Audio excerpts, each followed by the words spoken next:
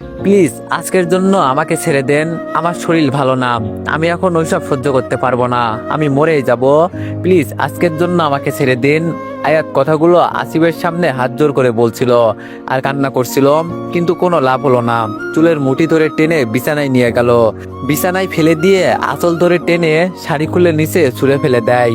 উন্মুক্ত পেটে অনবরত চুমু খেতে লাগলো, ঠোঁটে কিস করতে লাগলো, এক হাত দিয়ে পেটে স্লাইড করতে লাগলো, আর এক হাত দিয়ে চুলের মুঠি চেপে ধরে ঠোঁটে কিস করতে লাগলো। তারপর নিজের চাহিদা মেটাতে শুরু করলো। আয়াতের চোখ দিয়ে শুধু পানিই পড়ছে, তার চেয়ে বেশি কিছু করার সাধ্য যে তার নেই। নিজের মা আর ছোট ভাইয়ের জীবনটা যে তার এই শরীরটা দিয়েই বাঁচাতে হবে। নিজের চাহিদা মিটিয়ে ক্লান্ত হয়ে শুয়ে পড়ে আসিফ। আয়াত কান্না করতে করতে কাপড়গুলো নিয়ে ওয়াশরুমে চলে যায়। শাওয়ার নেওয়ার সময় শরীরে খুব জোরে জোরে ঘষতে শুরু করে। নিজের শরীরে লেগে থাকা ওই পশুর স্পর্শগুলো মুছতে চায়, কিন্তু সবকিছু কি চাইলেই মোছা যায়? প্রতিদিন রাতেই এভাবে সে বৈধ ধর্ষণের শিকার হয়। আপনারা হয়তো ভাবছেন এইটা বৈধ কি করে হলো। আয়াত আর আসিফ পবিত্র বিবাহ বন্ধনে আবদ্ধ। বিয়েটা যেভাবেই হোক না কেন, এখন ওরা স্বামী স্ত্রী, যেখানে শুধু শারীরিক চাহিদা মেটানো ছাড়া আর কোনো সম্পর্ক নেই।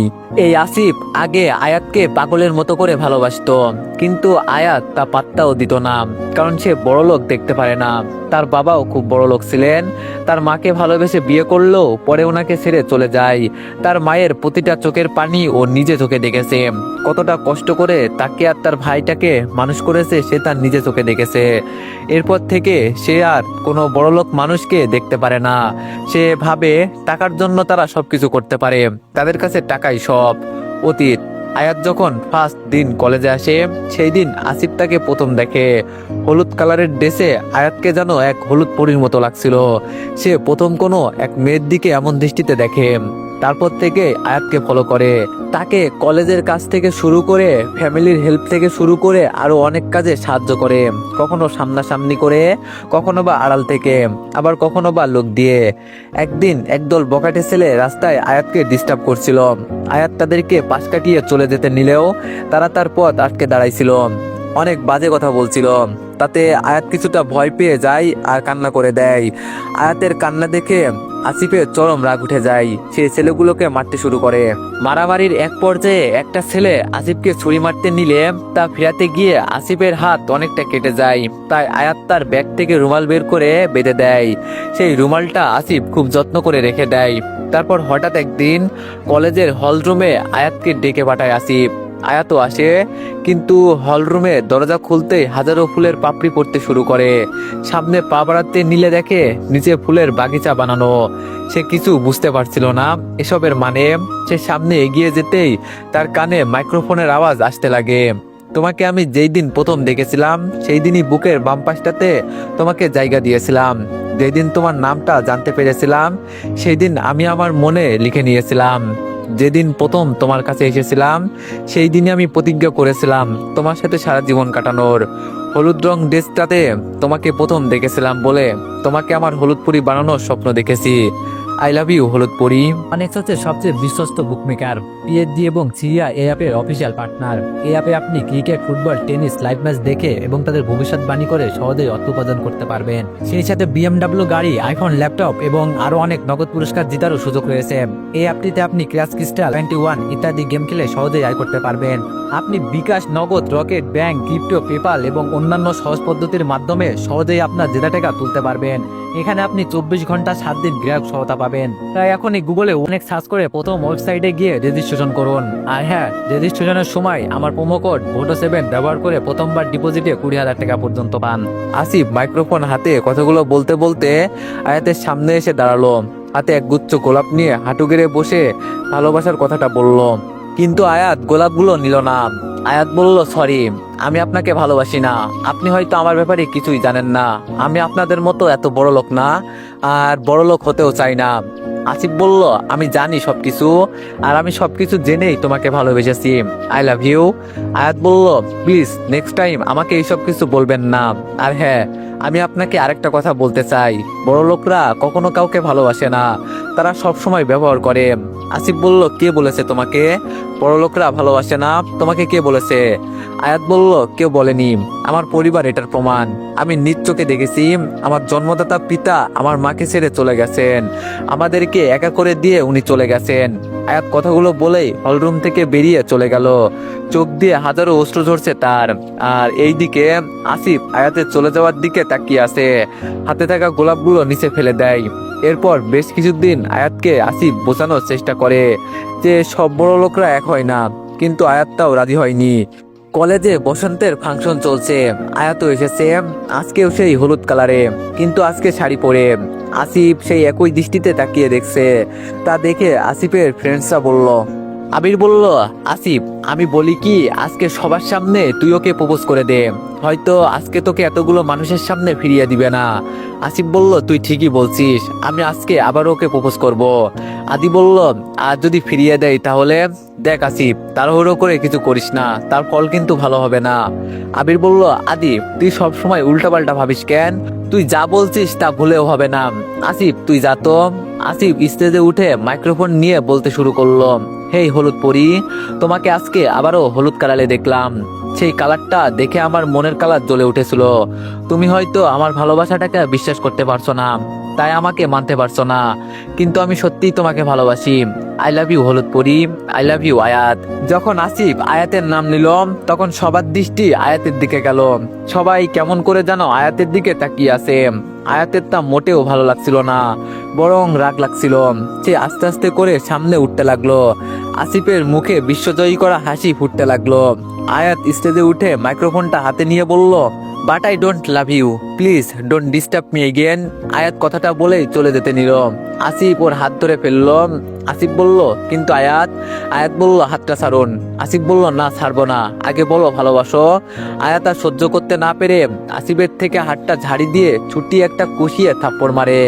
সবাই একদম অবাক হয়ে যায়, চুপচাপ হয়ে যায় সবাই।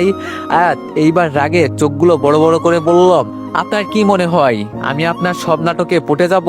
যদি তাই হয় তাহলে ভুল, আমি আর 5টা মেয়ের মতো না।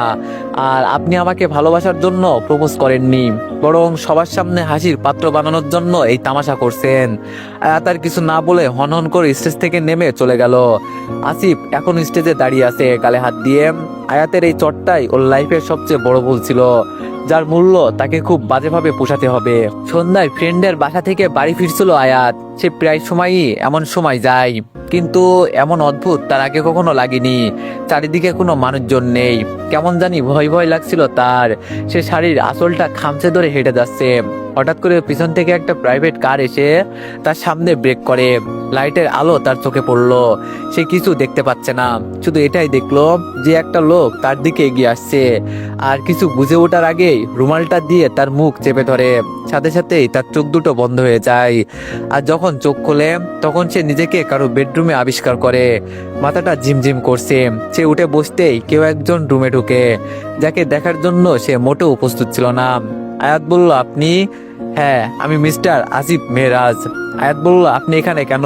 কি করছেন এখানে? আসিফ একটু হেসে বলল, আমারই বেডরুমে, আমারই বেডে থেকে তুমি আমাকেই জিজ্ঞেস করছো আমি এখানে কেন, আমি এখানে কি করছি? আসিফ জোরে জোরে হেসে দিয়ে কথাটা বলল। আয়াত বুঝতে পারলো না উনি এসব কি বলছে, সে এখানে আসলো কি করে। তখনই মনে হলো সন্ধ্যার কথা, আর সাথে সাথেই বলে উঠলো, তার মানে ওই লোকটা আপনিই ছিলেন? আসিফ বলল, ইয়া।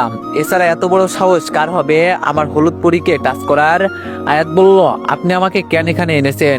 আমাকে যেতে দেন প্লিজ, বাড়িতে সবাই আমার জন্য অপেক্ষা করছে। আসিফ বলল, সো সরি হলুদ পরি, তোমাকে তো আমি আর ছাড়ছি না। আয়াত বলল, ছাড়ছেন না মানে কি বলতে চাচ্ছেন আপনি? আসিফ বলল, আমি তোমাকে ভালোবাসি, আর আমি তোমাকে আমার করেই ছাড়বো। তার আগে তোমার কোথাও যাওয়া হচ্ছে না। আয়াত বলল, ও তার মানে আপনি আমাকে রেপ করবেন? আপনি কি ভেবেছেন আপনি আমাকে রেপ করলে আপনাকে মেনে নিব, আপনার পায়ে পড়ে থাকবো? যদি তাই ভেবে থাকেন তাহলে ভুল ভাবছেন মিস্টার আসিফ মেহরাজ। আমি মরে গেলেও আপনার মতো বড় লোকদেরকে ভালোবাসতে পারবো না, সংসার তো দূরের কথা। আসিফ বলল, ও হলুদ পরি, তুমি না একটু বেশি বোঝো, তোমাকে তো আমি। আয়াত বলল, আমি জানি আপনি কি বলতে চাচ্ছেন, আপনি আমাকে শুধু একবারের জন্য বেডে পেতে চান তাই তো? তাহলে আসুন মিটিয়ে নিন আপনার ক্ষুধা। তবু আমাকে মুক্তি দিন, আপনার এই ভালোবাসার নাটক করতে হবে না। আয়াত বুক থেকে শাড়ির আঁচলটা সরিয়ে কথাগুলো বলল। আসিফ শয়তানি হাসি দিয়ে আয়াতের দিকে এগিয়ে গেল, তারপর শাড়ির আঁচলটা নিয়ে টানতে লাগলো। আয়াতের প্রতিটা ঘুরানে শাড়ি খুলতে লাগলো, চোখ দিয়ে পানি অনবরত পড়তে লাগলো। শাড়িটা শেষ প্রান্তে জোরে টান দেওয়ায় আয়াত তাল সামলাতে না পেরে আসিফের উপর পড়ে যায়। আসিফ আয়াতের ঘাড়ের চুলগুলো সরিয়ে ঘাড়ে হালকা করে চুমু দিয়ে বলল, আলমারিতে বিয়ের বেনারসি আর গহনা রাখা আছে, রেডি হয়ে নাও, কিছুক্ষণ পর কাজী চলে আসবে। আয়াত বলল, আপনি কি সাইকো? আমি বলছি না আমি আপনাকে ভালোবাসি না, আমি আপনাকে বিয়ে করতে পারবো না। তারপরও কেন এসব করছেন আপনি? প্লিজ আমাকে যেতে দিন, আমি আপনার পায়ে পড়ছি, আমাকে যেতে দিন।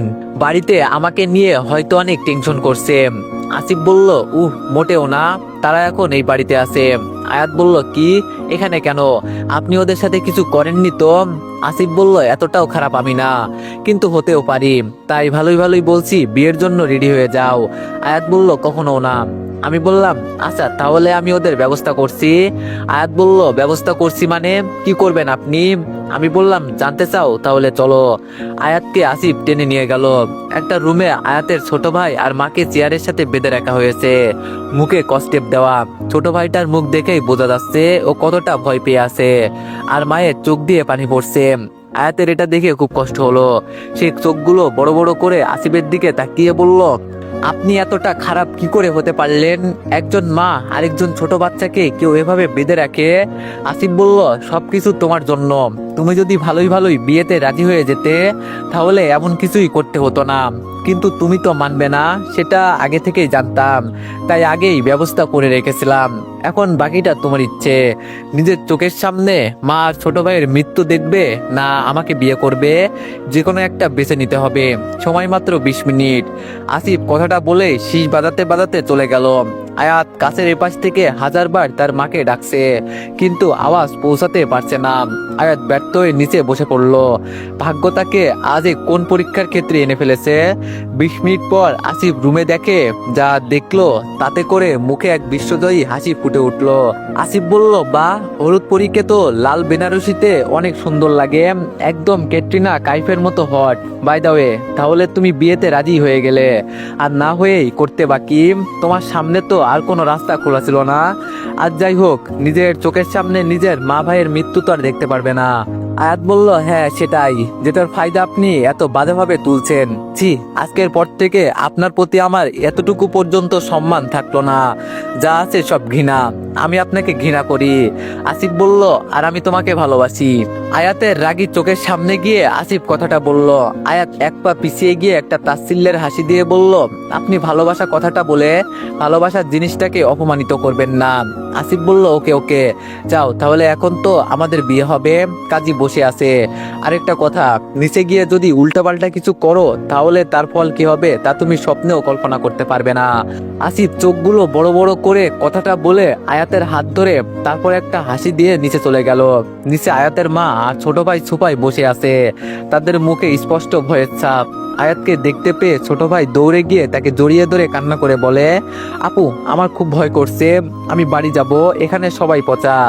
আয়াত বলল, আদনান ভাই আমার, আমি আছি না, তোর আর কোনো ভয় নেই, কেউ তোমাকে কিছু করবে না। আসিফ বলল, শালা বাবু এত ভয় পেও না, তোমার আপুর সাথে আমার বিয়ে হয়ে গেলে তোমাকে কেউ কিছু করবে না। আদনান বলল, আপু আপু, এই লোকটা আমাকে এতগুলো চকলেট দিয়ে আম্মুকে নিয়ে এত বড় বাড়িতে নিয়ে আসছে, তারপর ওই পচা লোকগুলো আমাদের বেঁধে ফেলেছে। আদনান কাদো কাদো ফেস করে কতগুলো গার্ডদের দেখিয়ে কথাগুলো বলল, আর কিছু বলতে যাবে তার আগেই আসিফ তাকে কোলে নিয়ে নেয়। আয়াতের মা আয়াতের কাছে আসতেই আয়াত ওনাকে জড়িয়ে ধরে কান্না করে দেয়। আয়াতের মা বলল, তুই এই বিয়েতে রাজি নাকি ও তোকে কোনো ভয় দেখিয়েছে? আয়াত বলল, না মা, আমি এই বিয়েতে নিজের ইচ্ছেতেই রাজি হয়েছি। এত বড় বাড়ি, তার উপর এত টাকা, আমি হাতছাড়া কিভাবে করব বলো? আয়াতের মা বলল, তোর মাথা ঠিক আছে? তুই এইসব কি বলছিস? তুই তো নিজেই বড় লোকদের ঘৃণা করতি, আর আজকে নিজেই আয়াত বলল হ্যাঁ আমি নিজেই বলছি, কারণ সময়ের সাথে সাথে মানুষের রুচি পাল্টায়, আমারও পাল্টে গেছে। আর কি কারণে বা বড় লোকদের ঘৃণা করব বলতে পারো? বাবাকে তুমি হয়তো ভালোবেসে আগলে রাখতে পারোনি, বা ওনাকে সময়ও দাওনি, তাই ছেড়ে চলে গেছে। তাই বলে কি আমি আমার ভাগ্য নষ্ট করব? আয়াতের মা কথাগুলো শুনে স্তব্ধ হয়ে গেল। আয়াত কথাটা খুব কষ্ট করে বলল, মনে মনে বলল, আমাকে মাফ করে দিও মা, আমি কখনো তোমাকে এইসব বলে কষ্ট দিতে চাইনি, কিন্তু আজকে আমার হাত যে বাঁধা, আজকে শুধুমাত্র ওনার জন্য তোমাকে এভাবে কষ্ট দিতে হলো, আমি ওনাকে কখনো ক্ষমা করব না, কখনোই না। তো এভরিওয়ান, এই গল্পটি কেমন হয়েছে সবাই একটু কমেন্টে জানাবেন, আর এই গল্পটি যদি কন্টিনিউ করাতে চান তাহলে সবাই একটু বেশি বেশি লাইক আর কমেন্ট করে দিয়েন। ধন্যবাদ।